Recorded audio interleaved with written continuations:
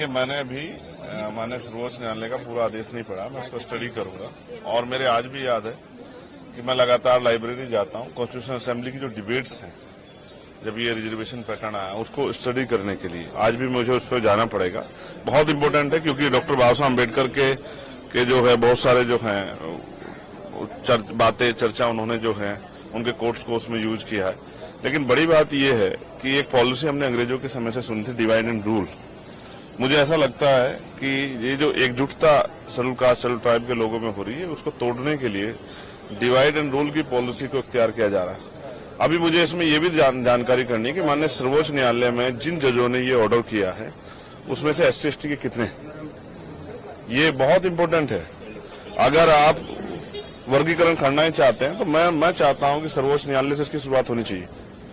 भाई वहां तो लंबे समय से कुछ ही परिवारों को कब्जा किया, और चलो SC/ST OBC को तो आप घुसने नहीं दे रहे हो, लेकिन क्या सामान्य जाति के और लोगों में अवसर नहीं है तो उनको भी आप मौका नहीं दे रहे हो। तो अगर आपको करनी है किसी वर्गीकरण की शुरुआत तो शायद वहीं से की जाए, सर्वोच्च संस्था। नीचे से क्या करना चाहते हो?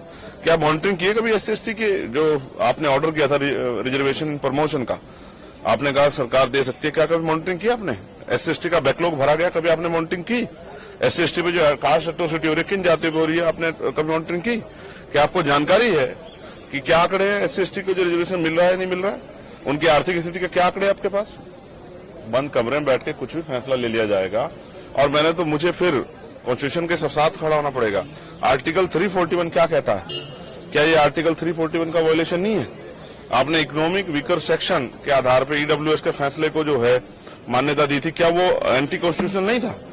तो बहुत सब चीजें। और फिर एक और जस्टिस हैं बेला द्विवेदी जी, उनके फैसले को भी उन्होंने असहमति जाहिर की, उसको भी स्टडी करना पड़ेगा। तो इसलिए कह रहा हूं बहुत बड़ा विषय है। अगर कोई हमें बांटने का प्रयास करेगा किसी गलत मंशा से, अगर वास्तविकता में नीचे जो लोग हैं उनको उठाना चाहते हो, तो जो जितना NFS करके संविदा, लेटरल एंट्री और तमाम तरह से ठेकेदारी करके जो SC/ST की नौकरियों खाया जा रहा है उस पर क्यों नहीं आप स्टैंड लेते? तो ये बहुत कुछ है इसमें देखने के लिए। अब इसको देखेंगे और फिर प्रेस करके प्रेस क्लब में अपनी पूरी बात विस्तार रखें, क्योंकि ये बड़े समुदाय का मामला है, ये मेरे व्यक्तिगत का मामला नहीं है। ये एक बड़े समाज का जो आजादी के 75 साल बाद भी, जिसको हम अमृतकाल कह रहे हैं, सरकार अमृतकाल कह रही है, और जिसको कह रहे हैं विकसित भारत, उसकी पांचवी देश की दुनिया की 5वीं अर्थव्यवस्था की जहां बात हो रही है, वहां SC/ST कहां खड़ा है? क्या कास्ट एट्रोसिटी खत्म होगी? क्या जाति के आधार पर क्या स्टेटस बदल जाता है? एक IPS एक IAS बन के, जज बन के क्या शेड्यूल कास्ट शेड्यूल ट्राइब का स्टेटस बदल जाता है?